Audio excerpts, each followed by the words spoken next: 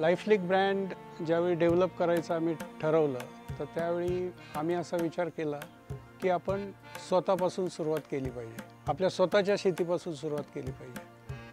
आणि त्यासाठी आम्ही हा कन्सेप्ट वापरला की जर तुमच्या ताटामध्ये कुठलंही फूड जर येत असेल तर त्या कुठल्या 3 स्टेजेसमधून येतं हा आपण विचार केला की बाबा पहिलं तुम्ही शेतामध्ये व्यवस्थित कल्टिवेशन केलं पाहिजे। कल्टिवेशन झाल्यानंतर फॅक्टरीमध्ये जे प्रोसेस होतं तिथे आपण काहीतरी योगदान दिलं पाहिजे। आणि तिसरं म्हणजे कुकिंग।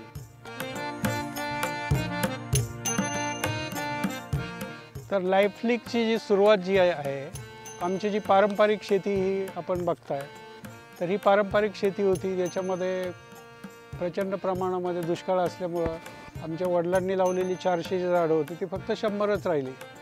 ही वावरं कशी आहेत, आम्ही हे घेतलं आमच्या पाडवडिलांनी घेतलेलीच आहेत ना ही शेती। पण इथं कसं आहे, काही पेरलं ना ते सगळं गवतानीच भरून जायचं। आमच्या त्यांना म्हणजे आमच्या मालकांना सुद्धा शेतीच वेड होतं, त्यांना पण ते केमिकल आवडत नव्हतं। त्यानंतर मग मी असा विचार केला की आपली जागा आहे इथे, तर आपण असं काही डेव्हलप करू शकतो का की कल्टिवेशन टू प्रोसेसिंग। एन्व्हायरमेंटल आपल्याला त्याविषयी थोडंसं आपणही सेन्सिटिव्ह आहोत, तर ते काही करता येईल का हा विचार ज्यावेळी माझ्या मनामध्ये यायला लागला आणि मी कुटुंबाबरोबर डिस्कस केलं तर त्यावेळी त्यांचं असं म्हणणं होतं की ठीक आहे आपण करू शकतो, म्हणजे कल्टिवेशन जे आहे ते देखील आपण ऑर्गॅनिक किंवा नॅचरल पद्धतीने करू शकतो। आपण काय ब्रँड घ्यायचा तर लाईफलिक। तर लाईफली म्हणजे तुमच्या जीवनाशी ते सुसंगत आहे, जीवनाशी ते एकरूप झालेलं आहे असं नाव आम्ही ते निवडलं लाईफलिक।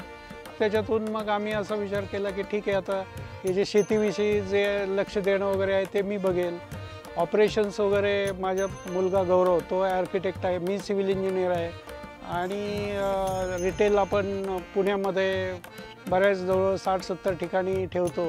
त्यानंतर आपलं रिटेल देखील आहे, तर ते मिसेसने जयश्रीने सांभाळायचं असं आम्हाला आश्वास दिल्यानंतर मग आम्ही पुढे गेलो। आता आपलं जे पुढचं मिशन आहे म्हणजे जास्तीत जास्त प्रॉडक्ट डेव्हलप करणे, लोकांपुढे आणणे, त्याच्यामध्ये R&D करून चांगल्यात चांगलं प्रॉडक्ट देणे, लोकांचं आरोग्य देखील सुधारता येईल हा त्याच्यामागचा कन्सेप्ट होता।